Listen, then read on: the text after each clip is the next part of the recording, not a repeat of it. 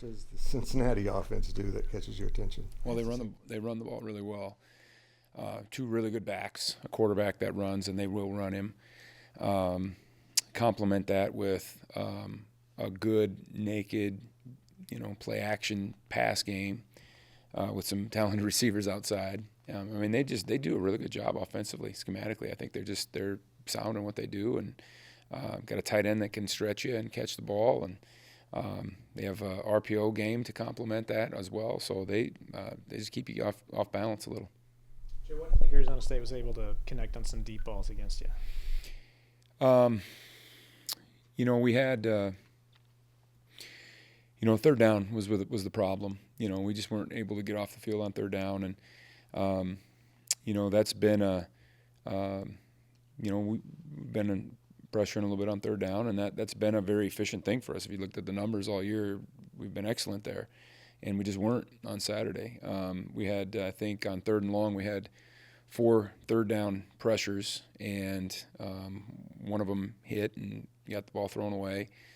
One was just an outstanding blitz, came clean, couldn't hit it any faster, and the quarterback just drifted to 20 yards deep and threw a ball up and caught an 11-yard pass on 3rd and 10. It's frustrating. One time, actually 2 times we fell down. One time we kind of fell down after the ball had been caught. It had been close on the sticks, and then we 3rd and 11 on the 11, first series of the game, we just simply fell down, and with one of our best cover people.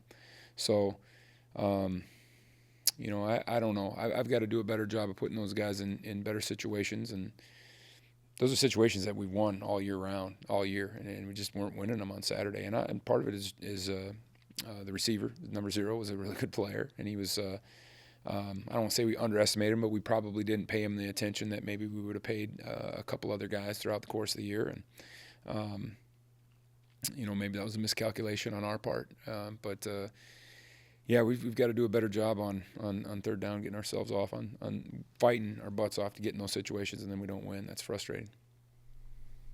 Final home game for some of the seniors on this roster. What do they mean to you? Those are the guys that have absolutely, when we got here, those weren't our guys. They became our guys, but they were guys that were recruited by other people. These are guys that we brought in. And some of them have earned their way onto this roster. When you think of Austin Moore and you think of Brendan Mott and guys that kind of snuck in through the back door, so to speak, and they've changed this culture and how they've evolved over time. I just think of Austin Moore's journey with, how kind of being in the, I don't want to say the shadow, but, kind of being the second fiddle guy to Daniel Green, and then the transformation that he went through a year ago when Daniel Green, his career ended really suddenly, and him taking over that leadership role, and then him having the, courage or competitiveness to come back, after last year didn't finish the way we wanted it to finish.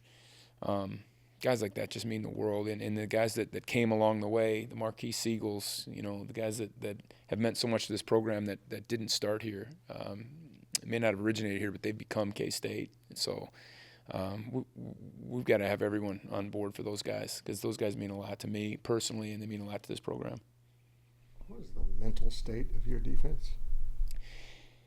We got a lot of competitors, and we talk a lot about how we never let our circumstances dictate how we show up, and it's frustrating circumstances right now, and so we're really being tested in that ethos right now, and that's I thought our mental state was fine going into Arizona State, and I thought we were a little shell shocked early, to be honest. We kind of got off the field on that first deal, and we got a defensive holding on Damian Ilalio of all people, which I don't know if I saw or didn't see, but that's frustrating, And they you get them to 3rd and 11. And they convert because we fall down. That's frustrating, But then again, you turn around and they got the ball again on the 45-yard line, and we 3 and outed them. And I thought our guys were ready to play, just to win our night. And I believe that our guys will be ready to play again.